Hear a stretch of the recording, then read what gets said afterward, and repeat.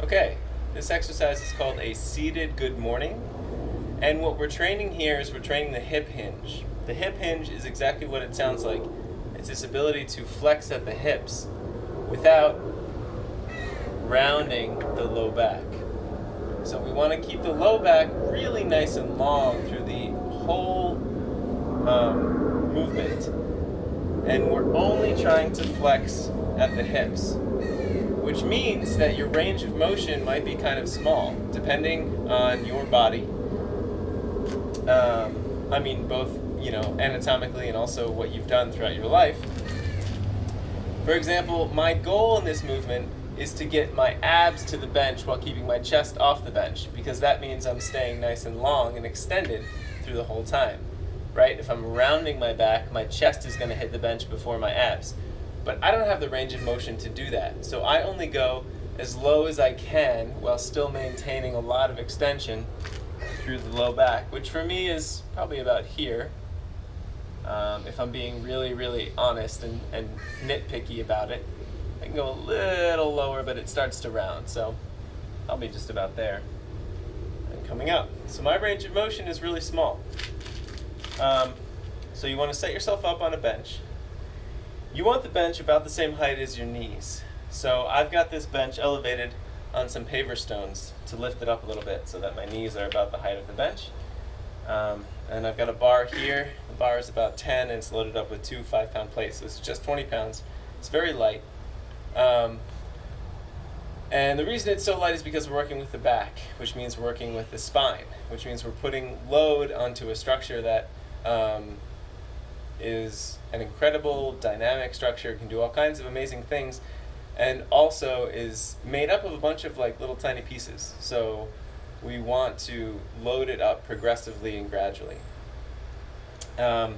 This is training strength through the back in that extended or long position, and usually I'll pair this movement with the Jefferson curl, which is training strength in the back through the rounded position. So go ahead and get your bar. You're going to want some kind of a pad on the bar so you can have it on your shoulders comfortably. So bar on the shoulders. Actually, maybe I'll show one set without the bar first. So this will be kind of like your warm-up set. So especially when you're doing a warm-up set, you can put a hand on the low back to feel what's happening there, to just keep yourself more honest. And then just think of sitting up nice and tall and kind of sticking your butt back and keeping the low back long the whole time you're coming down and then up. So just nice and tall. Reach, reach, reach, reach. Think long, long, long, long spine. And then come up. And now with weight, so put the bar in the back. Same thing. Sitting up nice and tall. Sticking that butt back, reaching long. You can see I'm coming up faster than I'm going down. So I really take my time as I'm doing the negative. Hold for a second and come up relatively quickly. One more. Try and see if I can go a little bit deeper this time.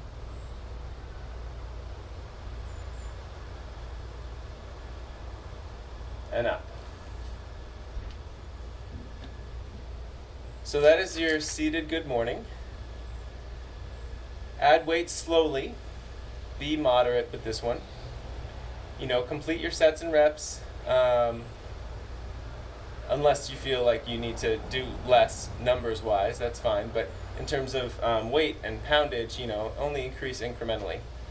A good metric for both this exercise and the Jefferson curl is about a quarter of your body weight, or 25% of your body weight.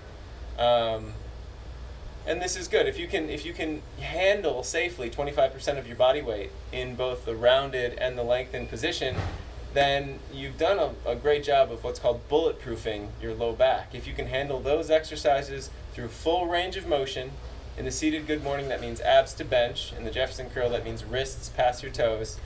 If you can handle 25% of your body weight through 10 reps with full range of motion in both of those movements, then your back is very well prepared for whatever kind of stuff you're going to do. That exceeds the demands that you will likely be putting on your back, certainly in daily life, and probably also in your hobby or your sport. So this is what we're training for. We're training so that our body is over prepared. We have extra capacity so we don't get injured, right? We have extra range, we have more range of motion than we need and more strength through that entire range of motion. And when we have more than we need, it means there's not going to be any injuries. So enjoy the Seated Good Morning. If you have any questions, put them in the comments section of TrueCoach and have fun.